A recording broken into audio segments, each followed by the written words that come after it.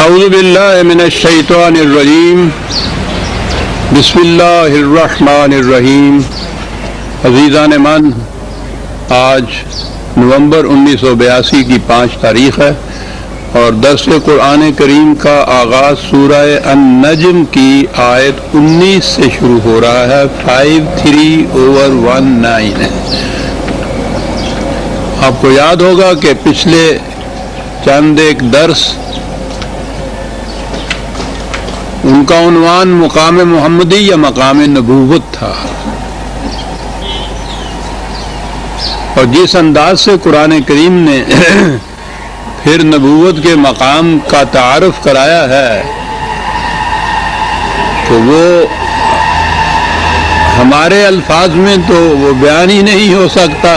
خود قرآن نے بھی اپنے اعجازی انداز سے جو اس کا تعارف کرایا ہے، واقعی انسانی ذہن یا شعور جو ہے وہ آسمان کو چھونے لگ جاتا ہے۔ اتنی بلندیوں کے اوپر یہ مقام تھا۔ اب اس مقام کے بعد وہ فوراً آتا ہے جو سامنے مخاطب قوم تھی قریش کی۔ قریش بت پرست تھے، کہا جاتا ہے کہ انہوں نے کعبے میں بھی بتوں کو استادہ رکھا تھا، ان کی پرستش کرتے تھے، وہاں بھی تھا، اور باقی قبائل کے الگ الگ بت بھی تھے۔ تو وہ فوراً ہی ان بلندیوں پر لے جاتا ہے انسان کو، اور اس کے بعد ان کی پستیوں کی طرف آ جاتا ہے کہ دونوں کے تقابل سے معلوم ہو جائے کہ یہ مقام کیا ہے اور تم کس مقام کے اوپر ہو۔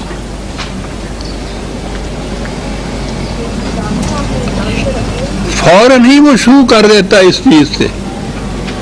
یوں آج ہم اسے اچھی طرح سمجھ نہیں سکتے کہ وہ جو اتنا عظیم فلک پیما بلکہ عرش بوس مقام جو تھا، اس کے فوری بعد ہی یہ افرأیتم اللات والعزی ومناۃ الثالثۃ الاخری، کہ ان میں کیا ربط ہے۔ اس کے بعد ان کا ذکر آ گیا تو رب تو یہی ہے کہ وہ قوم مخالف جو سامنے تھی، پہلی آیات بھی تو ان کے سامنے ہی پیش کی جا رہی تھی، بتایا جا رہا تھا کہ مقام نبوت کیا ہے، اور اسے تو حضور نے جو اپنا پہلا پیغام اس قوم تک پہنچایا ہے، اس کو عملاً جسے کہتے ہیں ایلسٹریٹ کر کے بتا دیا تھا کہ نبی کس مقام پر ہوتا ہے، اور وہ جو کچھ کہتا ہے وہ عجیب، وہ خود بجائے خیش ایک ایسی مثال ہے۔ وہ جو قرآن نے کہا تھا نا کہ وہ افق اعلیٰ پہ ہوتا ہے، آسمان کی بلندیوں سے اس کو تعلیم ملتی ہے، زمین پر رہنے والے انسانوں کے معاملات کا وہ حل پیش کرتا ہے۔ تو یہ عجیب قسم کا اشتراک تھا نبوت کا۔ اسی طرح نبی اکرم صلی اللہ علیہ وسلم نے پہلی بار جب یہ اپنا پیغام پیش کیا ہے تو وہ یہی تھا کہ آپ ایک پہاڑی پر کھڑے ہو گئے تھے اور وہاں سے آپ نے آواز دی تھی۔ عربوں کے ہاں جو طریق ہوتا ہے کسی بہت بڑے خطرے کی آگہی کے لیے جو آواز دی جاتی ہے، آپ نے وہ آواز دی تھی، تو وہ فوراً میں یہ مکے کے قریش لپک کر دوڑ کر وہاں پہنچے پہاڑ کے نیچے کہ کوئی بہت بڑا خطرہ ہے۔ تو حضور نے ان سے کہا کہ آپ لوگ یہ آ گئے، اگر میں تمہیں یہ بتاؤں کہ اس پہاڑ کی دوسری طرف ایک بہت بڑا لشکر ہے جو تم پر حملہ آور ہوگا اور تمہیں تباہ کر دے گا، تو کیا تم اسے تسلیم کرو گے؟ انہوں نے کہا کہ ہم کیوں نہیں تسلیم کریں گے، اس لیے کہ ایک تو یہ ہے زمانہ قبل از نبوت میں بھی حضور کی زندگی ایک مثالی زندگی تھی۔ انہوں نے کہا کہ ایک تو اس لیے کہ آپ نے ساری عمر کبھی جھوٹ ہی نہیں بولا، تو یہ بات کیوں آپ جھوٹی ہم سے کہیں گے، اور دوسری بات تو صاف ظاہر تھی کہ آپ اس مقام پہ کھڑے ہیں جہاں دوسری طرف جو کچھ ہے وہ بھی آپ کو نظر آتا ہے اور اس طرف کو بھی نظر آتا ہے، اور ہم اس مقام کے اوپر ہیں، یا آپ نے فرمایا کہ تم اس مقام کے اوپر ہو کہ تم ادھر ہی کی بات کو دیکھ سکتے ہو، ادھر کی بات تم دیکھ نہیں سکتے، اور میں اس مقام پہ کھڑا ہوں کہ جہاں میں دونوں طرف کو یہ مقامات کو دیکھ سکتا ہوں۔ تو یہ تھی نبوت کا مقام جو تھا، خود نبی کے معنی مقام بلند پہ کھڑا ہونے والا ہے، پیش گوئیاں کرنے والا نہیں۔ تو وہ بھی اس مثال سے بھی حضور نے خود اس چیز کو السٹریٹ کیا کہ وہ مقام بلند جس پہ نبی فائز ہوتا ہے، اس طرف کے حقائق بھی اس کے سامنے ہوتے ہیں جو تمہارے سامنے نہیں ہوتے، اور ادھر تو وہ پھر اتر کر آتا ہے ہرا سے، تو وہ تو بشر ہوتا ہے۔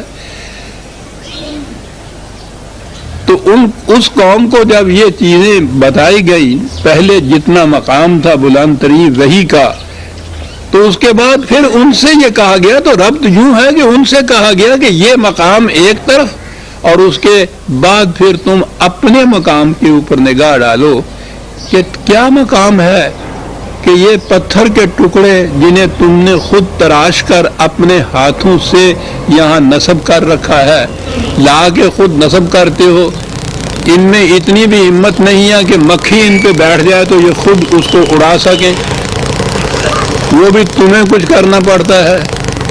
تو اس قسم کی چیزیں جو ہیں، پھر تم ان کو اپنا خدا مان رہے ہو، ان کے سامنے سجدے کر رہے ہو، ان سے مرادیں مانگ رہے ہو۔ ذرا اس پستی کو تو دیکھیے، اس بلندی کو دیکھیے اور اس پستی کو دیکھیے، اور واقعی یہ تقابل ایسا ہے کہ وہاں سے ادھر لا کر ان کے اگر وہ جو نظری طور پر ان کے عقائد تھے وہ بیان کیے جاتے تو وہ بات بمشکل سمجھ میں آ جاتی۔ وہ عملاً محسوس چیز جو سامنے رکھی تھی، وہ پتھر کے ٹکڑے، کہا یہ سوچو تم کہ کس مقام پہ تم کھڑے ہو۔ اور پھر خدا کے متعلق وہ لوگ خدا کو بھی مانتے تھے، لیکن یہ جتنے بت تھے وہ جیسے یہ ہندوؤں کے ہاں بھی یہ چیز تھی، جہاں بھی بت پرستی ہوتی ہے وہ لوگ کہتے یہی ہیں کہ یہ خدا ہی کو ہم مانتے ہیں، وہ اس شکل میں دنیا کے اندر آتا ہے، محسوس شکل میں خدا کو ہی مانتے ہیں۔ حتیٰ کہ لات جو ہے اس کے متعلق تو یہ تھا کہ یہ صیغہ جو ہے مؤنث کا جسے آپ کہتے ہیں فیمینن جینڈر جو ہے، تو یہ وہ کہا کرتے تھے کہ الہ یا اللہ ہی کا فیمینن جینڈر ہے جو اللہ انہوں نے بنایا ہے۔ تو بہرحال انہوں نے کہا کہ یہ سوچو تو صحیح کہ یہ مانتے ہو خدا کو، تو وہ مانتے تھے۔ حضور کی بعثت سے پیشتر ان کے ہاں اللہ کا حضور کے والد ماجد کا نام عبداللہ تھا، اور تو اور رہا، اللہ کا وہ مانتے تھے، لیکن تصور اسی قسم کا ہی تھا جیسا بت پرستوں کے ہاں ہوتا ہے۔ تو انہوں نے کہا کہ یہ بھی چیز دونوں کہ تم خود اللہ کو بھی مانتے ہو، اور یہ ساری دیویاں تھیں، ان کی دیوتا نہیں تھے، تو وہ ان کو مانتے تھے لڑکیاں یا بیٹیاں۔ کہا یہ کہ ذرا اس کو تو سوچو کہ تم کس قسم کا خدا مانتے ہو، خدا کے ہاں تم کہتے ہو یہ اس کی بیٹیاں ہیں، اور عربوں کے ہاں یہ چیز موجود تھی کہ بیٹی کی پیدائش پہ ان کا جیسے قرآن نے خود کہا ہے چہرہ سیاہ ہو جاتا تھا، وہ منہ چھپاتا پھرتا تھا کہ کسی کو معلوم نہ ہو جائے کہ میرے ہاں بیٹی ہے۔ وہ سوچتا تھا کہ اس کو زندہ رہنے دوں یا زندہ درگور کر دوں، گاڑ دوں۔ وہ واقعی دفن کر دیا کرتے تھے بیٹیوں کو پیدا ہونے کے بعد ہی، یعنی بیٹی کی پیدائش ان کے نزدیک اس قدر باعث شرم چیز ہوتی تھی کہ وہ اس سے بچنے کے لیے بیٹی کو زندہ ہی مار دیتے تھے۔ کہا یہ سوچو تو صحیح کہ تم کہتے ہو ہم خدا کو بھی مانتے ہو، ایسے خدا کو مانتے ہو کہ جس کے ہاں تم کہتے ہو کہ یہ بیٹیاں ہیں اس کی، اور اپنے ہاں تم بیٹے تسلیم کرتے ہو۔ پہلی چیز تو تمہارا خدا کو ماننا ہی ہے تم۔ تو یہ ساری جتنی بھی تھی یہ ان کے ہاں کی دیویاں تھیں، دیوتا بھی نہیں تھے۔ عَلَاكُمُ الذَّكَرُ وَلَهُ الْأُنثَىٰ تِلْكَ إِذًا قِسْمَةٌ ضِیزَىٰ۔ کہا پہلی تقسیم تم دیکھو کہ اپنے ہاں تو بیٹوں کی خوشخبریاں اور جشن مناتے ہو، اور یہ خدا کے ہاں تم بیٹیاں مانتے ہو، اور بیٹی کے متعلق تمہارا اپنا عقیدہ یہ ہے کہ اس سے تو شرم آ جاتی ہے انسان کو۔ یہ تو رہے وہ پتھر کے ٹکڑے۔ عزیزان من آگے ہے وہ بات جو آ رہی ہے، کتنی عظیم حقیقت ہے، اور کون سی حقیقت قرآن کی عظیم نہیں ہے، وہ تو جب یہ ایک چیز سامنے آتی ہے جس پہ میں خود اندر سے تڑپ اٹھتا ہوں تو پھر زبان پہ یہ الفاظ آ جاتے ہیں کہ کتنی عظیم حقیقت ہے. اس کا تو ایک لفظ عظیم ہے. عظیم کہا کہ یہ جنہیں تم اپنا خدا بنا رہے ہو، کہہ رہے ہو، ان کی حیثیت کیا ہے؟ ان ہے الا اسماء سمیتموها انتم وآباؤکم. ان کی حیثیت کیا ہے؟ بڑی غور سے سننے کی بات ہے. کیا چیز قرآن کہہ گیا ہے یہاں عزیزان من. کہا کہ یہ ان کی حیثیت تم سوچو کیا ہے. پتھر کا ٹکڑا کہیں پڑا تھا، اسے تم لے آئے، اسے تراشا خود، کچھ بھونڈے سے نقش و نگار بھی اس میں پیدا کیے، یوں ہی کوئی شکل تشبیہ سی، اور یہ کچھ کرنے کے بعد تم نے اس کا نام رکھ دیا لات. اب وہ لات بن گیا تمہارے نام رکھنے سے. اس کا یہ نام نہیں رکھا تھا تو پتھر کا ٹکڑا تھا. تم نے خود ہی اس کا نام یہ رکھ دیا اللہ یا لات، تو وہ خدا بن گیا. تو یہ تو تمہارا نام دیا ہوا ہے جس سے اس کی یہ حیثیت بن گئی ہے. جس کسی کو یہ معلوم نہیں ہے کہ یہ لات ہے، اس کے نزدیک پھر یہ پتھر ہی ہے. بڑی گہری چیز ہے جو یہ کہہ گیا. اس کی حقیقت تو پتھر کے ٹکڑے کی ہے. تم نے ایک نام اس کو دے دیا. اسی قسم کا ایک دوسرا سا اس کو تم نے مناد کہہ دیا، وہ یہ بن گیا. اب کسی کو اگر یہ نام اس کے معلوم نہیں ہے، وہ پتھر ہے ان کے نزدیک.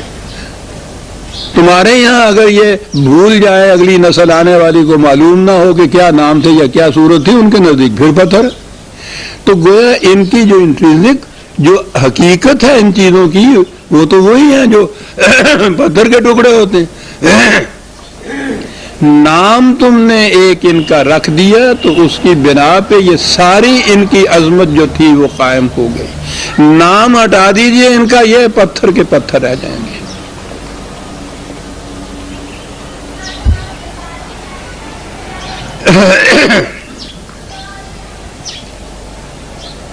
پانی ذرا رکھیے.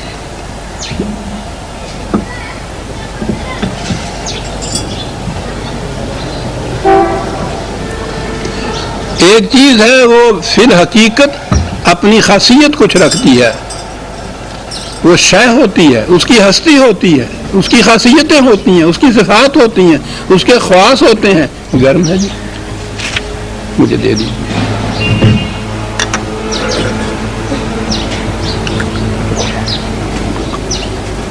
شکریہ. یہاں رکھیے.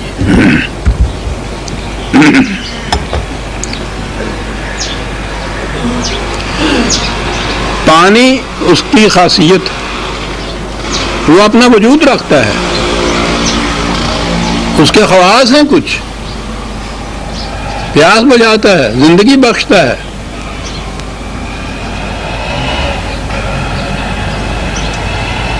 ہمارے ہاں اس کا نام پانی ہے. ذرا آگے چلے جائیے تو آب کہتے ہیں اسے فارس والے. عربوں کے ہاں جائیے تو وہ مان کہتے ہیں اس کو. انگریزوں کے ہاں جائیے تو واٹر کہتے ہیں. اور زبانوں میں بھی اس کے اور نام ہوں گے. اتنے نام تو ہمیں بھی معلوم ہے. تو یہ جو الگ الگ نام ہیں، ہم نے پانی کہہ دیا، اس نے آب کہہ دیا. یہ نام کے بدلنے سے اس کے خواص نہیں بدلتے، کیونکہ اس کے خواص خود متعین ہیں، وہ اپنی ہستی رکھتا ہے. پانی وہ پانی ہے. ایران میں پہنچ کے آپ پانی کہیں گے وہ نہیں سمجھیں گے بات. وہ آپ کہہ دیں گے اس کو، آپ کہیں گے یہی ہے. نام سے کوئی اثر نہیں پڑ رہا اس چیز پر. وہ اپنی حیثیت خود رکھتا ہے، وہ اپنے خواص رکھتا ہے. تمہارے پانی کہنے سے، اس کے آب کہنے سے، اس کے ماں کہنے سے اس کی حیثیت میں، اس کی ہستی میں، اس کی خاصیت میں فرق نہیں آتا. وہ وہی چیز ہے. لیکن جو فی الواقع وہ چیز نہیں ہے، پتھر کا ٹکڑا تو خدا نہیں ہے، وہ تو پتھر ہے. تم نے اس کا نام رکھا تو خدا بن گیا، نام ہٹا دیجئے پتھر رہ گیا. پانی کا نام آپ کہہ دیجئے، ماں کہہ دیجئے، واٹر کہہ دیجئے، کچھ نام رکھ دیجئے اس کا. اس نام کی وجہ سے پانی اپنی خاصیت نہیں رکھتا. وہ بذات اپنی خاصیت رکھتا ہے، اپنی حیثیت رکھتا ہے، اپنی شخصیت رکھتا ہے، اپنے خواص رکھتا ہے بذات. پانی پانی ہے، کسی نام سے پکارو.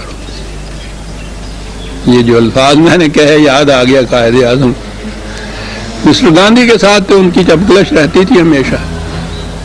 اور جس زمانے میں ان کا وہ تھا آپس میں مذاکرات کرنے کا دور، تو وہ چٹھیاں لکھتا تھا. ایک چٹھی میں اس نے لکھا تھا کہ مجھے آپ بتائیے کہ میں آپ کو کیا کہہ کے مخاطب کیا کروں، قائد اعظم کہا کروں، مسٹر جناح کہا کہوں، مائی بردر لکھا کروں، کیا کہہ کے آپ کو مخاطب کروں. تو یہ کا تو قائد اعظم تھا. اور مقابل میں گاندھی جب بھی آتا تھا تو ان کی ویسے بھی حس تیز ہو جایا کرتی تھی. اس نے کہا گاندھی کیا کہتے ہو، نام میں کیا رکھا ہے؟ پھول کو کسی نام سے پکارو وہ تو پھول ہی ہوتا ہے. کیا بات تھی صاحب اس شخص کی. تمہارے ہاں نام کی وجہ سے عزت بنتی ہے. تم نے پتھر کو تراش کے کرشن بنا لیا تو کرشن ہے تم. گاندھی کے تو وہ جو سوٹ کیس ہوتا تھا اس کے اندر ہوتا تھا بت. میری پہلی ملاقات جو ہوئی تو اس وقت ہوئی جب وہ بت سامنے رکھا ہوا تھا. اس زمانے میں میں بھی ان کے ساتھ ہوتا تھا. لیکن اللہ کا احسان ہے کہ قرآن نے یہ حیثیت دی تھی کہ جس شخص کی یہ کیفیت ہے اپنے ہاتھ سے وہ نکالتا ہے وہ اتنی سی مورتی اور اس کے سامنے سجدہ کرتا ہے. اس نے انگریز کا کیا مقابلہ کرنا ہے. تو کتنی بڑی بات تھی یہ کہہ دی کہ تمہارے ہاں لفظ کو اہمیت حاصل ہے، نام کا کی اہمیت حاصل ہے. تمہارے ہاں وہ پتھر ہی ہوتا ہے اور آپس میں پھر ان کے ہاں اسی پتھر سے بنا کے انہوں نے کرشنا کہہ دیا تو وہ ایک سیکٹ یا ایک فرقہ بن گیا، اس کا وہ خدا ہوا. اسی قسم کے پتھر کے ٹکڑے کا دوسرا انہوں نے نام راما رکھ لیا تو راما بنوانے وہ دوسرا خدا بن گیا. اب وہ آپس میں لڑائیاں ہوتی ہیں. کس چیز پہ لڑائیاں ہوتی ہیں؟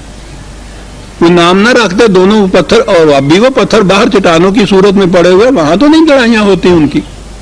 ان پتھروں کو جب نام دے دیا کچھ تو اب دیکھیے اس میں وجہ تفریق تخصیص کیا چیز ہو گئی. وہ تو نام رکھ دیا. الٹ نام اگر رکھ دیتے اتفاق سے کہ اس کا نام راما ہو جاتا خدا کا اور ادھر کرشنا دوسرے کا نام ہوتا تو وہ ادھر والا رام بن جاتا، ادھر والا کرشن بن جاتا، ادھر والا برہما بن جاتا. اسماء سمیتموہا انتم وآباؤکم. عزیزان ایمان،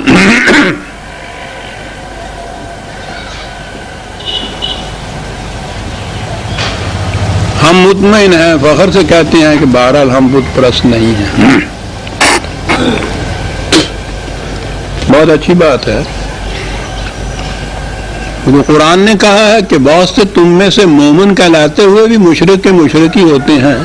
کبھی سوچا بھی کہ وہ کون ہے جن کے متعلق یہ کہا گیا ہے؟ کہنے والا خدا ہے. کسی کے پیچھے نہ پڑ جائیے کہ ہمیں یہ تم نے کیا کہہ دیا. تم نے نہیں کہہ دیا، وہ خدا ہے جو کہہ رہا ہے. اور کسی کو بھی آپ نے یہ سنا کسی سے بھی جو اپنے آپ کو مسلمان کہتا ہے یا مومن کہتا ہے کہ وہ کہے کہ میں مشرک ہوں؟ وہ کہہ رہا ہے کہ ہوتے ہو تم. میں نہیں کہنا چاہتا، میں اپنے آپ کو نام پہ رکھنا چاہتا ہوں. سن، ایک قبر پتھر کی چونے کی، اس کا نام آپ نے رکھ دیا داتا صاحب.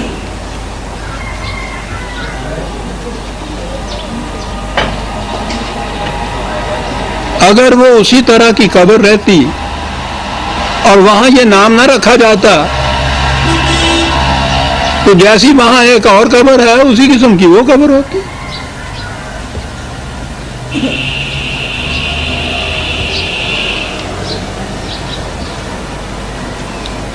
اتفاق سے اگر ایسا کبھی ہو جائے کہ جتنے بھی یہ داتا صاحب کا دربار کہنے والے ہیں داتا صاحب کی قبر وہ نہ کہیں اس کو، یہ مٹ جائے، اگلی جنریشن آ جائے اس کو یہ معلوم نہ ہو، اس کے نزدیک وہ وہی چونے اور پتھر کی قبر رہ جائے گی۔ شیخ صاحب ایک طرف ہو جائیے، اس کی حیثیت وہ ہوگی، یہ نام ہے جو ہم نے دے دیا۔ یہاں کئی قبریں ایسی ہم نے دیکھی، ہماری زندگی میں ایسا ہوا، وہ قبر کی قبر ہی تھی، وہ کسی کے ذہن میں کچھ آیا، اس کا کچھ کاروبار چلتا نہیں ہوگا، اس نے آ کے اس پہ جھنڈی گاڑی، اس کے اوپر ایک چادر پھینکی، اس کے اوپر دیا جلایا جمعرات کے دن، کسی دن جا کے ڈھول بجایا، اس کے بعد اعلان کر دیا کہ یہ فلاں حضرت صاحب قبلہ ہے، فلاں جگہ سے تشریف لائے تھے اور آج ان کا عرس ہوگا، اور اس کے بعد آپ دیکھیے کہ منتا ہوتی چلی جا رہی ہے۔ نام رکھ دیا اس کا کچھ، اس نے نہ نام رکھا تھا، جب نام نہیں رکھا تھا تو وہ قبر ہی تھی، نام رکھ دیا دربار ہو گیا، نام ہٹا دیجئے قبر رہ گئی۔ آپ کو شاید یاد ہوگا مولانا احمد علی مرحوم، انہوں نے یہ کہا تھا کہ یہ جو داتا صاحب کا مزار ہے یہ حقیقت میں دادا صاحب یہاں دفن نہیں ہے، ان کا مزار کوئی قلعے میں کوئی جگہ انہوں نے بتائی تھی کہ وہ وہاں دفن ہوئے تھے۔ تو اس زمانے میں تو یہ سارے متولی تھے نا، یہ اس بڑی ریاست جو ان کے نام کے ساتھ منسوب ہے اس کے مالک وہ سارے تھے، انہوں نے اس کی بڑی مخالفت کی اور ایسی کوشش کی کہ یہ آواز اٹھنے نہ پائے، کیونکہ اگر یہ پتہ چل جائے کہ یہ نہیں ہے دادا صاحب کیا مزار، اس کے بعد یہ خالی قبر کی قبر رہ جائے گی، دربار رہے گا ہی نہیں۔ وہ بنے یا نہ بنے، اگر یہ مشہور ہو جائے کہ یہ داتا صاحب کا مزار نہیں ہے تو اس کی حیثیت قبر کی رہ جاتی ہے۔ نام دے دیجئے، ساری عظمتیں اس میں ہوتی ہیں۔ کس چیز میں یہ عظمت ہے؟ سمیتموہا اسماء سمیتموہا انتم وآباؤکم، انتم کا تو ہم دیکھتے ہیں ہمارے سامنے جو قبریں دربار بنتی ہیں، اور آباؤکم جو چلی آ رہی ہیں۔ تو جو شے فی الحقیقت کچھ اور ہو اور اس کا نام دے کے اس کی عظمت کو بلند کیا جائے، نام ہٹا دیا جائے تو وہ باقی وہی کچھ رہ جاتی ہے۔ اصل چیز وہی ہے، مثال جو دی تھی قائد اعظم نے کہ وہ پھول ہونا چاہیے، کچھ نام اس کا رکھ دیجئے، وہ فی الحقیقت پھول ہے۔ دیکھنے کی بات یہ ہے کہ وہ فی الحقیقت کیا ہے۔ کہا یہ جن کو تم خدا بنائے بیٹھے ہو، جب تم نے ان کا نام نہیں رکھا تھا تو یہ پتھر تھے، آج یہ نام اگر ان میں سے ہٹا دیا جائے کسی کو معلوم نہ ہو تو یہ پتھر ہیں، کیونکہ فی الواقع یا فی ذات ہی یہ پتھر ہیں، خدا نہیں ہے۔ اور جو فی الواقع خدا ہے، کیا بات ہے صاحب قرآن کی۔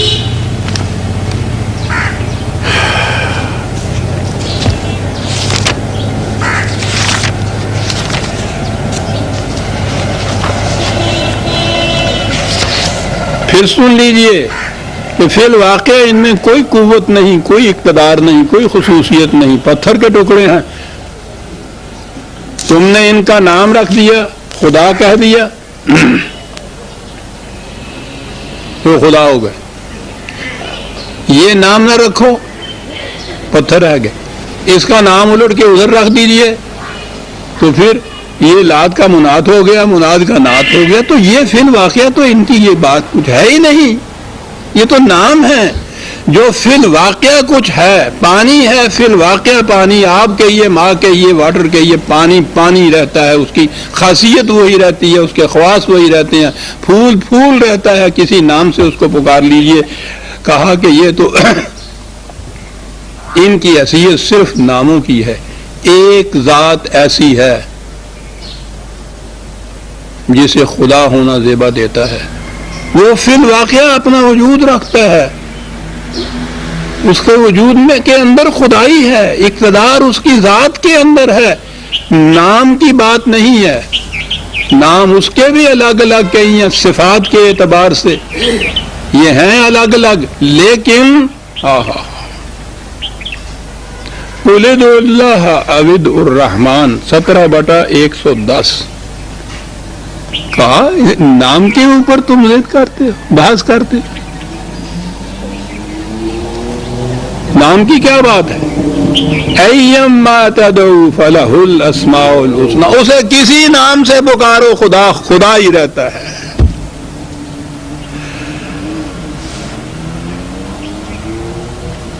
بڑی عظیم چیز ہے.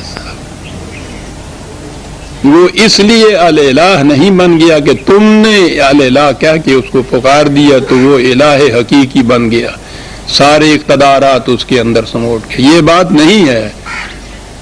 تم اسے اس نام سے نہ بھی پکارتے تو پھر بھی وہی تھا. وہ اپنی ذات کے اندر یہ خصوصیات، یہ صفات رکھتا ہے. تمہارے ناموں کی وجہ سے وہ ایسا نہیں ہو گیا. یہ نہیں ہے کہ تم اس کو رزاق کہو تو وہ رزاق ہو، تم یہ کہنا چھوڑ دو تو وہ رزاق نہ رہے. ساری دنیا بھی انکار کر دے خدا کے وجود سے تو وہ پھر بھی اپنی ذات میں برقرار رہے گا. ایک ماننے والا بھی نہ رہے. جب کوئی بھی پیدا نہیں ہوا تھا ابھی تو وہ تو اس وقت بھی خدا تھا، جب کوئی نہیں رہے گا تو اس وقت بھی خدا رہے گا. نام کی تبدیلی تو ایک طرف رہی، کوئی ماننے والا اس کو خدا کہنے والا بھی نہیں رہے گا، یا نہیں تھا تو وہ اس وقت بھی تھا. اور اس کے بعد بھی وہ کہا کہ تم ان ناموں کے اوپر جھگڑتے ہو. نام کی بات نہیں ہے، وہ اپنی ذات میں الہ ہے، اللہ ہے. اسے کسی نام سے پکار لو، وہ وہی. اس نے قرآن کریم میں یہ جو مختلف ہم کہتے ہیں نا کہ وہ رحیم ہے، رحمان ہے، صفات ہیں اس کی.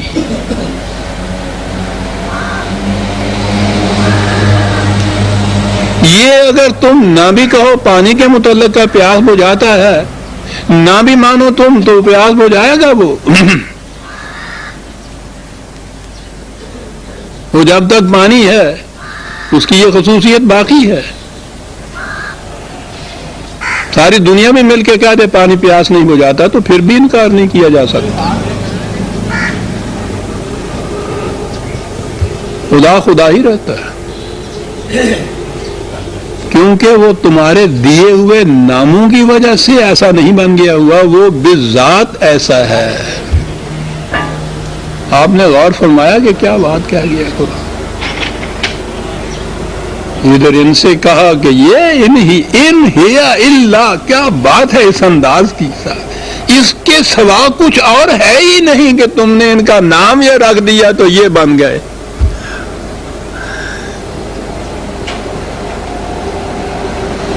تمہیں تو تم کے سوا کوئی کچھ نہ کہتا تھا. حضور ہم نے بنایا، جناب ہم نے کیا، ٹھیک ہے. ان کے حضور اور جناب کہنے سے وہ بنتا ہے، ورنہ وہ تو وہی ہوتا ہے. وہ ذات ایسی نہیں ہے کہ ہمارے جناب و حضور کہنے سے وہ ایسے بن جائے، وہ اپنی ذات میں ایسے. دونوں میں فرق آپ نے دیکھیا کہ خدا کے بھی اسماء ہیں، ان کے بھی اسماء ہیں. دونوں میں کس طرح فرق کر کے بتا دیا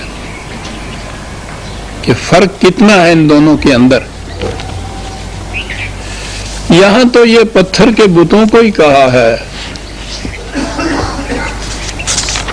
دوسرے مقام پہ سوال پتھر کا ہی نہیں. انسانوں نے انسانوں کو بھی تو حاکم بنایا. یعنی یہ جن کو بت بناتے ہیں یا جن کو یہ پوچھتے ہیں ان کو یہ صاحب اقتدار مانتے ہیں. ہماری مرادیں پوری کرتے ہیں. ان کی اگر کسی طرح سے توہین ہو جائے تو غضب نازل ہو جاتا ہے. یعنی ان بتوں سے تو خیر میری تو بہرحال ایک آدھی زندگی ان کے ساتھ گزری ہوئی ہے، میں جانتا ہوں.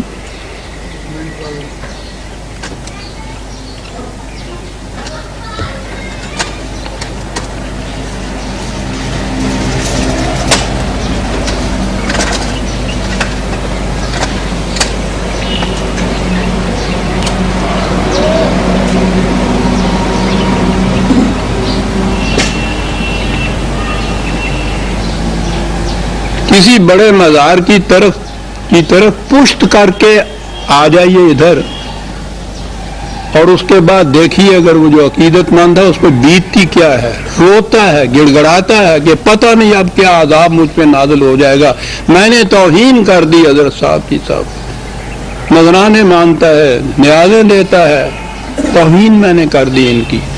سوچئے کہ کتنا ڈر ہے ان کا ذہن کے اندر.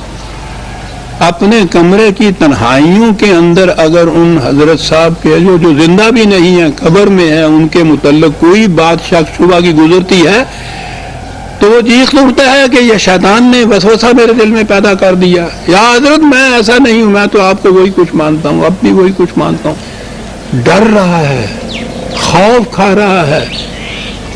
یہ کیا ہے؟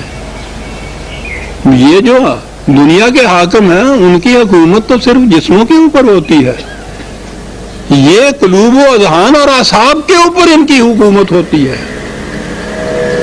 دل میں گزرنے والے خیال کے اوپر تو کسی کی گرفت نہیں ہو سکتی، لیکن یہ تو ان کے خلاف اگر دل میں بھی کوئی خیال گزرتا ہے تو اس کے متعلق بھی کانپ اٹھتا ہے وہ شخص جو عقیدت رکھتا ہے. اتنی بڑی گرفت ہے. اور پھر یہ جو دنیاوی حاکم ہوتے ہیں ان کا ڈر، ان کا خوف، ان کی گرفت کا تو ہمیں پتہ ہے نا صاحب. کہاں کہا قرآن نے صاحب سورہ یوسف میں واضح یوسف ہی جو ہے عظیم حقیقت رکھتی ہے. ہر نبی کا واضح ایک عظیم حقیقت رکھتا ہے. 12/4 یا صاحبی السجن ارباب متفرقون خیر. کیا بات ہے صاحب، جب یہاں پہنچ نہیں، یہ تو آیتیں گزر چکی ہیں. خیر کہا ما تعبدون من دونه الا اسماء سمیتموها انتم وآباؤکم ما انزل اللہ بها من سلطان. یہ جن کی تم محکومیت اختیار کیے ہوئے ہو، ان کی حیثیت اس سے زیادہ کچھ نہیں کہ تم نے ان کا ایک نام لکھ دیا تو وہ صاحب حکومت بن گئے، صاحب اقتدار بن گئے. یہاں بھی قرآن نے کہا ہے ما انزل اللہ بہا من سلطان، وہاں بھی کہا ہے صاحب اقتدار وہی ہے کہ جس کی سند خدا کی طرف سے مل جائے. تمہارے نام رکھنے سے کچھ نہیں ہوتا.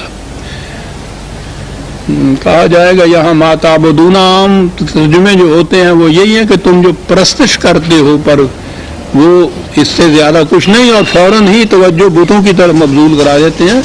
میں نے جیسا عرض کیا ہے، اب آپ احباب کو تو پتہ ہے، 25 سال ہوئے درس سنتے ہوئے، یہ عبادت یا تعبدون محکومیت کے معنی میں آتا ہے. اور ابھی اس آیت میں آپ دیکھیے پہلے جو ہے ارباب متفرقون،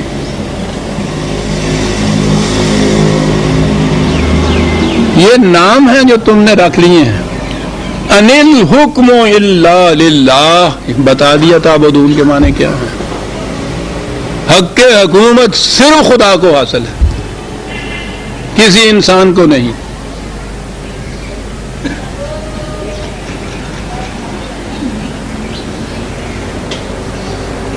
سوال یہاں پتھر کے ٹکڑوں کے سامنے جھکنے کا نہیں ہے. کسی انسان کا کسی انسان کے سامنے جھکنا بھی تذلیل انسانیت ہے، بہت بڑا شرک. حکومت، حق حکومت صرف خدا کو حاصل ہے، جو عملاً اس کی کتاب کی روح سے نافذ ہوتا ہے. خدا کی حکومت اس کی کتاب کی حکمرانی کا نام ہے. عزیزان ایمان عام انسان تو ایک طرف رہے، اس نے تو کہہ دیا کہ ما کان لبشر ان یؤتی اللہ الکتاب والحکم والنبوۃ ثم یقول للناس کونوا عبادا لی من دون اللہ. کسی انسان کو اس کا حق نہیں پہنچتا، خواہ اسے حکومت حاصل ہو، قانون حاصل ہو، نبی بھی کیوں نہ ہو، کہ وہ کسی دوسرے انسان سے کہے کہ تم اللہ کے نہیں میرے بندے بن جاؤ.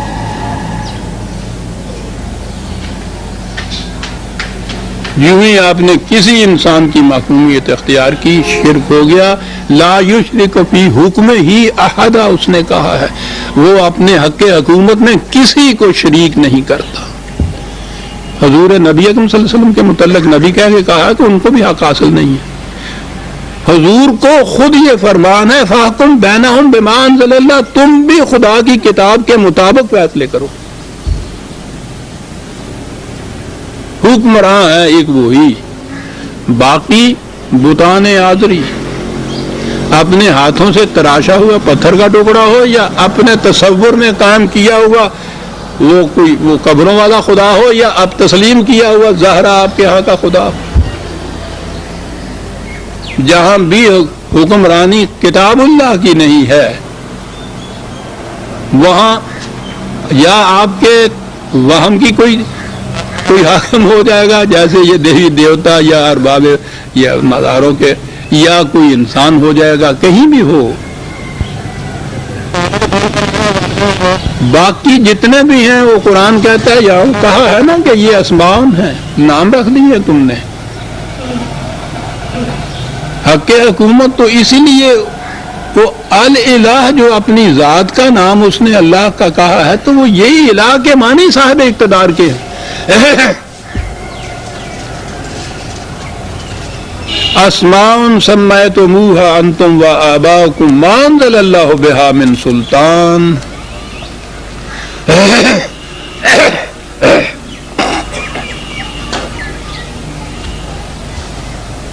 دلائل سے ویسے تو یہ بت پرست بھی سمجھے تو کچھ دلیلیں دیتا ہے، وہ ہر انسان جسٹیفیکیٹری ریزن جسے کہتے ہیں یہ چیزیں تو ہر ایک پیش کر دیتا ہے اپنے مسلک کے حق برسر حق ہونے کے لیے.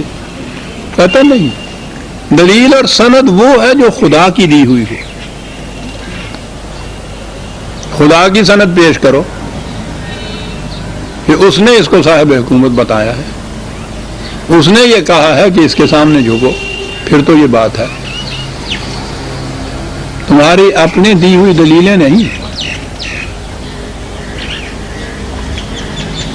اور خدا نے کوئی اس قسم کی سند دی ہی نہیں کہ غیر خدا جو ہے اس کا بھی حق ہے حکومت کا. یتبعون الا الظن وما تحوی الانفس. یہ ظن انسانی ذہن کی تراشیدہ چیزیں جتنی بھی ہیں جو حقیقت نہیں رکھتی. میں نے ابھی عرض کیا تھا نا کہ ایک تو چیز ہے کہ پانی ایک حقیقت ہے، جب وہ پانی ہے تو اس کے وہ خواص بھی اس کے اندر موجود ہیں جو خدا نے عطا کیے ہوئے ہیں. وہ ظنی چیز نہیں ہے، وہ حقیقی ایک شے ہے. لیکن یہ چیز کے پتھر کے ٹکڑے کو تم نے خدا بنا لیا یا کسی انسان کو خدا سمجھ لیا، یہ تمہارے اپنے ذہن کا تراشیدہ ہے. فی الحقیقت ایسا نہیں ہے. تو جو کچھ بھی فی الحقیقت وہ نہ ہو جو اس کا نام رکھا گیا ہے وہ ظن ہوتا ہے. یقینی چیز نہیں ہے، یہ حقیقی چیز نہیں ہے. اور یہ ظن کیوں پیدا کرتے ہو؟ تمہارے جذبات کی تسکین ہو جاتی ہے اس سے. واہ واہ واہ، بات ساری یہ ہے صاحب، یہ جذباتی چیز ہے.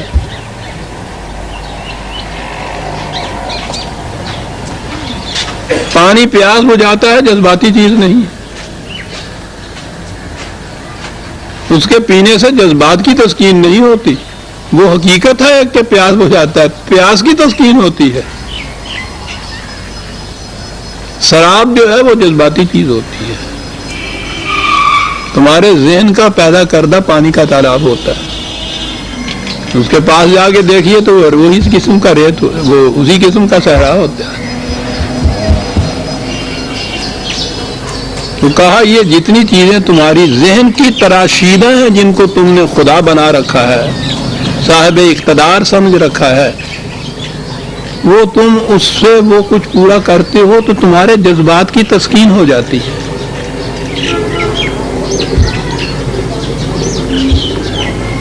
تو عزیزان من، خود خدا کی بھی پرستش جسے کہتے ہیں، یہ کی جائے تو اس کا تعلق جذبات سے ہی رہتا ہے۔ اس کی محکومیت اختیار کی جائے تو یہ جذباتی چیز نہیں ہے،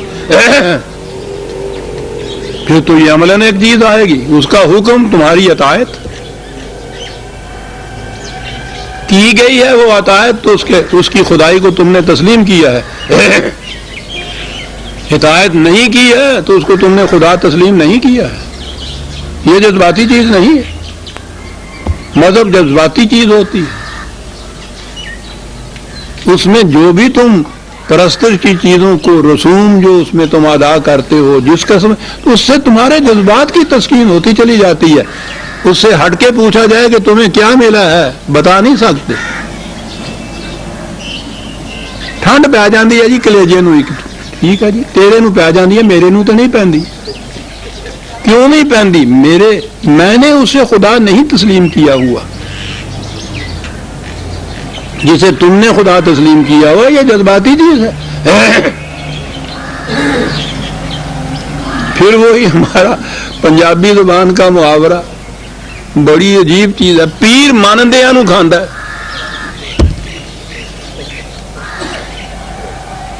جیڑا وہ بندے دے پتر نو پیر مان لے بس بھی ٹھیک ہے، وہ کھانا، جیڑا انہوں بندہ ہی سمجھتا ہے انہیں کی کھانا ہے، وہ تو ٹگا نہیں دینا، چلو چل کام کر کچھ کما کے کھا۔ لیکن جس نے اس کو پیر تسلیم کر لیا، یہ کیا ہے؟ اسمان سب میں تم ہوا انتم و آباؤکم، یا تمہارے باپ دادا نے کہہ دیا تھا کہ بڑے پیر جی آنے پے نے، تم نے تسلیم کر لیا ان کو۔ وہ تو عظیم الشان ہستی آپ کے ہاں کی کہتی آنا بشرم مثلکم، پیر نہیں کہتا میں تواڈے ورگا بندہ ہے جناب، وہ یہ کہہ دے تو دکانداری ختم ہوتی ہے، اور وہ جو کہتا ہے میں تمہارے جیسا بشر ہوں، اس لیے کہ اس کی دکانداری نہیں ہے، وہ کہتا ہے میں کوئی صلہ نہیں مانگتا تم سے، اس کا جو میں تم سے کہتا ہوں کوئی صلہ نہیں مانگتا۔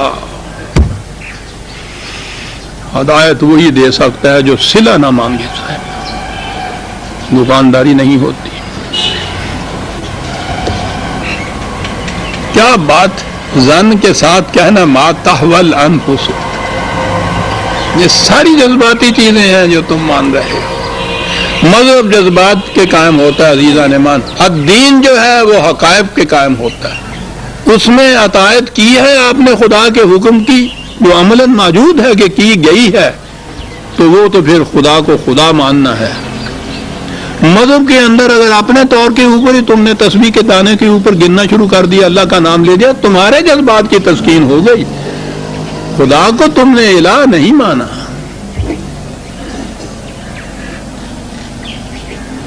اطاعت اور خداؤں کی کرتے رہے، پرستش تم نے اپنے ذہن میں ایک تراشیدہ خدا کی، یہ جذبات کی تسکین ہو گئی، فی الحقیقت نہیں مانا گیا۔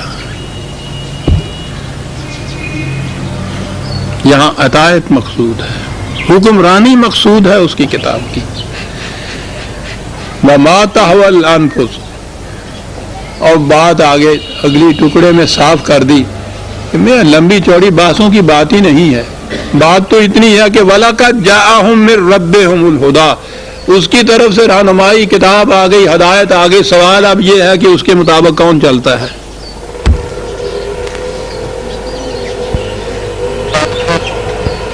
عملاً یعنی قرآن یہ نظری بات نہیں رہنے دیتا، یہ جو چیز ہے نا کہ یہ خدا کی حکومت، وہ ہمارے ہاں بھی جو آئین سب سے پہلے بنا تھا، غالباً اب بھی یہ ٹکڑا چلا آتا ہے کہ کائنات میں تمام مقام پر خدا کا اقتدار ہے جناب، ساورینٹی بلانگس ٹو اللہ کے معنی کر دے۔ کائنات میں، باہر کی دنیا کے اندر،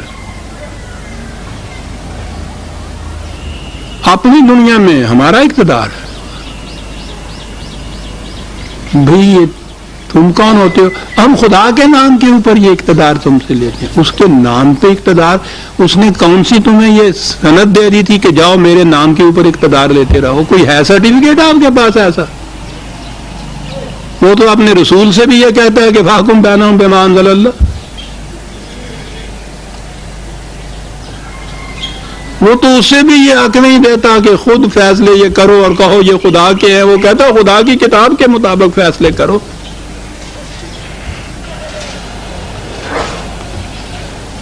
وَلَقَدْ جَاءَهُم مِّن رَّبِّهُمُ الْهُدَىٰ. نظری باتیں نہیں ہیں. پتھر کے ٹکڑے نام رکھنے سے خدا نہیں بن سکتے. خدا کو جذباتی طور پر خدا مانتے چلے جاؤ تم کو، تو وہ بھی خدا کا ماننا نہیں ہے. اس کی طرف سے ہدایت آئی ہوئی ہے، اس کی طرف سے کتاب موجود ہے. اس کی اطاعت کرو گے تو تم اس کو خدا مانو گے. اس صورت میں تم اپنے آپ کو موحد کہہ سکتے ہو کہ خدا کو میں حاکم مانتا ہوں اور کسی کو نہیں مانتا. باقی رہا یہ کہ صاحب تم جاتے ہو اور اگلی آیت میں یہ آیا ہے کہ یہ پتھر کے ٹکڑوں کو خدا نہیں مانتے تم. یہ ہے وَكَمْ مِن مَلَكٍ فِي السَّمَاوَاتِ لَا تُغْنِ شَفَاعَتُهُمْ شَيْئًا. قریب ترین تو یہ ہندو ہی تھے ہمارے، جن کو ہم نے خود مطالعہ نہیں مشاہدہ کیا جن چیزوں کا.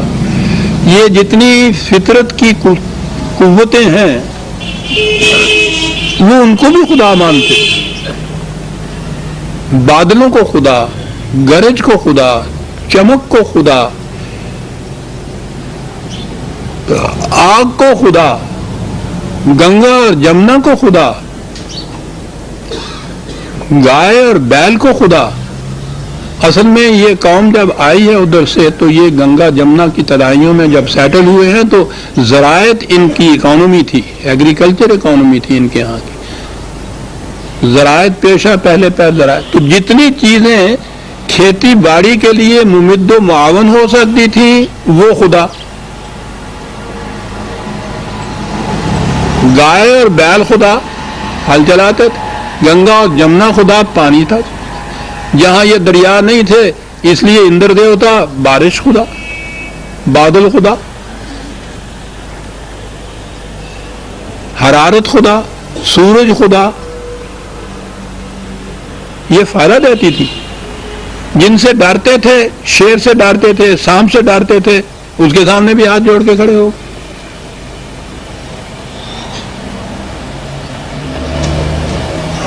یہ بادل کو تم نے دیوتا بنا دیا تو بادل دیوتا بن گیا. بادل تو بادل ہی تھا. جب تم اس کو دیوتا نہیں کہتے تھے تو وہ بادل تھا. جو اس کو دیوتا نہیں کہتے ان کے ہاں بھی وہ بادل ہی ہوتا ہے. سب میں تو ہوا، تو تم نے اس کا نام دیوتا رکھ دیا تو وہ دیوتا نہیں ہو گیا. جن قوموں نے اس کو دیکھا کہ یہ فطرت کی قوتیں ہیں، اور پھر میں کہوں گا کہ جن قوموں نے قرآن کی یہ چیز کہی کہ سخر لکم ما فی السماوات والارض جمیعا منہ، کائنات کی پستیوں اور بلندیوں میں جتنی فطرت کی قوتیں ہیں تمہارے لیے تابع تسخیر ہے. اٹھو، یہ قوانین خدا بندی، قوانین فطرت، ان کا مطالعہ کرو. یہ قوتیں تمہارے اقتدار میں آ جائیں گی. یہ تمہارے خدا نہیں ہے، یہ تو مسخر ہو جائیں گے تمہارے. مقام آدم بہت بلند ہے ان چیزوں سے، یہ تو شے کچھ نہیں ہے. تو کہا تم نے ان کا نام رکھ لیا تو تمہارے تو خدا بن گئے. اور اس کے بعد دیکھیے جب تک یہ قومیں ان چیزوں کو خدا مانتی رہی، پست رہی، ذلیل رہی، محتاج رہی، مقہور رہی، جہاں بھی مذہب رہا ہے وہ قومیں ہمیشہ محکوم رہی ہیں، ہمیشہ کمزور رہی ہیں. وہ ان قوتوں کو اپنا خدا مان لے، جو اس کے محکوم ہیں ان کو حاکم تسلیم کر لے تو ذلیل تو ہونا ہوا. جب بھی ابھرنے کا خیال آیا تو انہوں نے اس مذہب کو چھوڑا.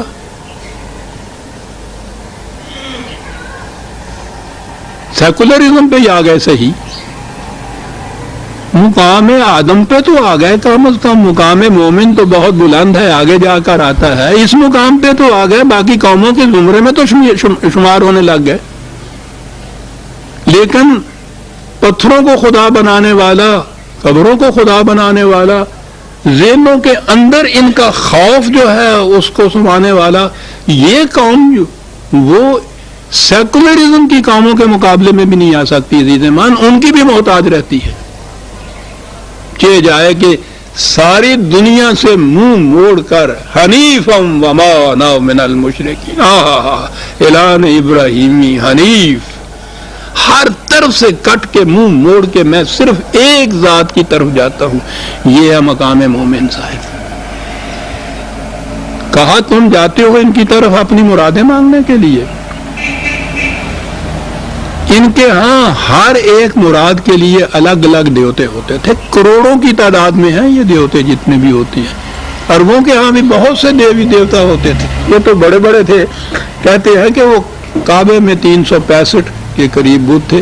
خیر وہ یہ تو ہو نہیں سکتا 365 اس قسم کے پتھر کے ٹکڑے، وہاں تو اتنی گنجائش ہی نہیں ہے کہ رکھ سکیں۔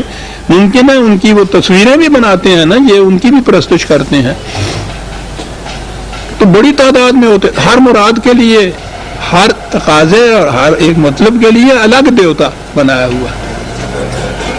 کہا الگ مراد کے لیے الگ دیوتا بنا رہے ہو تو پھر تم یہ سمجھتے ہو کہ جو دل میں تمہارے طلب پیدا ہوئی اس طلب کے لیے اس دیوتا کے پاس چلے گئے تو وہاں سے یہ ہو گیا۔ کہا یہ ممکن بھی ہے، ام للانسان ما تمنا، کیا یہ ممکن بھی ہے ہر فرد کے لیے کہ جس چیز کی بھی وہ تمنا کرے وہ پوری ہو جائے؟ کیا تمہارے ہاں یہ ہوتا ہے؟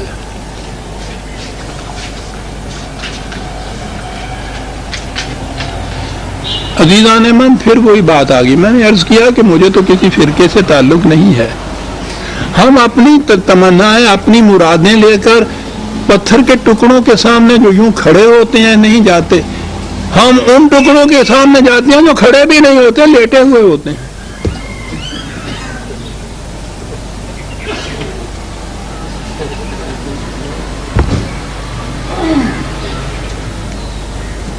وہ تو اس قوم کو کہتے کہ یہ ناداں جھک گئے سجدے میں جب وقت قیام آیا، ہم تو پرستش ان کی کرتے ہیں، اپنی مرادیں لے کے جاتے ہیں ان کے پاس کہ جب وہ فوت ہوئے تھے مردہ بدست زندہ، وہ ہمارے ہاتھ میں تھے، جو جی میں آئے ہم ان کے ساتھ کرتے۔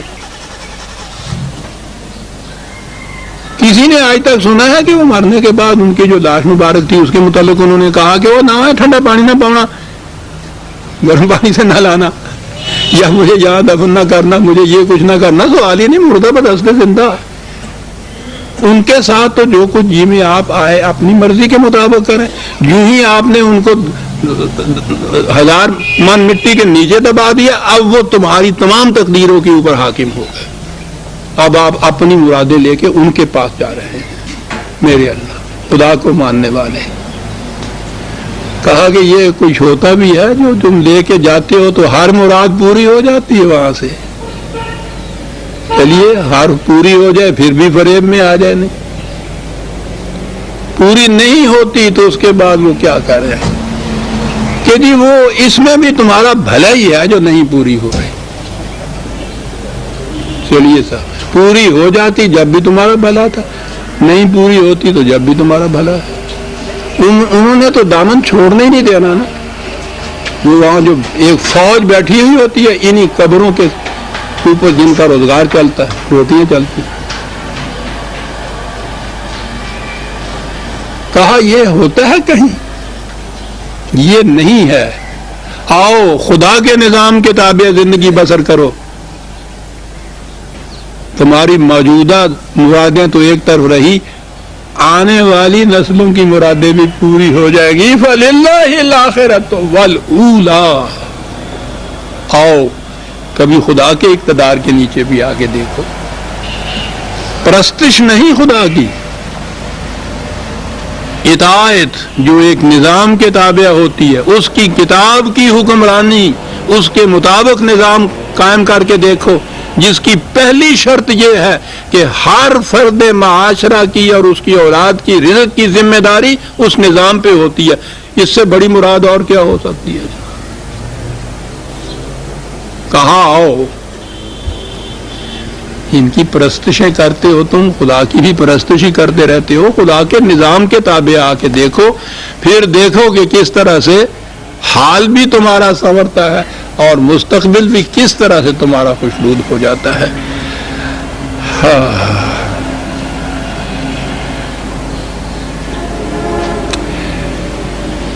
ہاں وقت ہو ہی گیا ہے، 1-2 منٹ باقی ہیں. اگلی آیت میں نے لی تو پھر اور بات چلے گی. آگے یہ ہے کہ یہ وہاں وہ آیا ہے وَكَمْ مِن مَلَكٍ فِي السَّمَاوَاتِ لَا تُغْنِي شَفَاعَتُهُمْ شَيْئًا. ملک کا لفظ تشریح طلب آ جائے گا، اس میں وقت لے گا. شفاعت کا لفظ آ جائے گا، تشریح طلب ہے.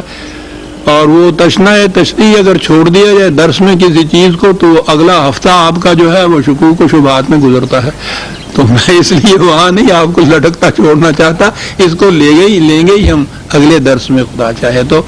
آج وقت ہو گیا. سورہ النجم کی آیتیں تو آج 2 کی ہوئی لیکن کام کی بات ہو گئی. 25ویں تک ہو گئی، 26 میں ہم آئندہ لیں گے.